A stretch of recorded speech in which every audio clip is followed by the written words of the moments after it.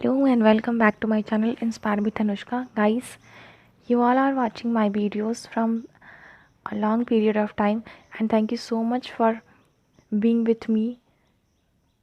Guys, we have the topic for today that is the most important topic or the most important chapter for the syllabus of standard 8, and now we are today going to start that chapter. The name of the chapter is reproduction in animals. Firstly, we will introduce with the topics that what are reproduction, what is reproduction and why reproduction is useful, or how it helps, why it is necessary for the living organism. So guys, without doing any delay, let's start the topic. And I request to you all to please continue with me till the end of the video so that you can get whatever I am trying to give it to you. So let's start the topic. What is reproduction? The reproduction is an inherent property of the living organism to continue their races by the mechanism of a process which is called reproduction.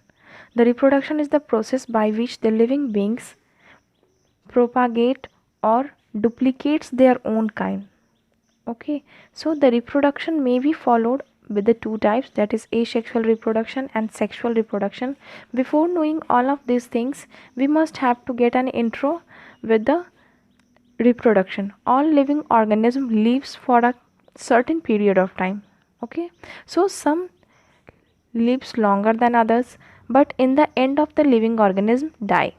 Lastly, this is the last level of the living organism, that it has to be die within a certain period of time. So in order to any species to continue, it must produce young ones of its own kind. Okay, so this is the process. Reproduction is the process in which the organism produces any individual of its own type. Okay, so the production of new individual from the parents of the same species is called reproduction. Reproduction is one of the most important characteristics of the living organism. Guys, we will right now know about that why reproduction is helpful, or what's the use of reproduction in the living organism. Okay, so reproduction helps in the continuity of life, yani it continues the life cycle.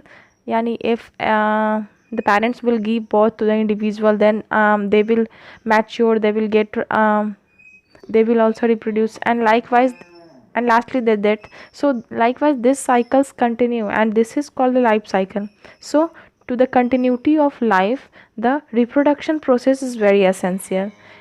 And the second one, it is in increasing the population of any species. Reproduction is helpful in increasing the population of the species. Reproduction is also helpful in the evolution of the most favorable variations over a period of time. Do you know guys what is variation? Variation are the sudden changes which can be seen in the generation, or it may be seen in the next generation also, because it is the change in the number of chromosomes or the adaptation which the animals takes for the suitable physical climate to be settled in the proper physical climate. So guys, variation are the sudden changes which makes us different from our own sisters or brothers or our own parents. So variation is very essential for the life process. Because of that, a new variety or a new type of character is gained by any organism. So reproduction also helps in creating or in evolution and variation.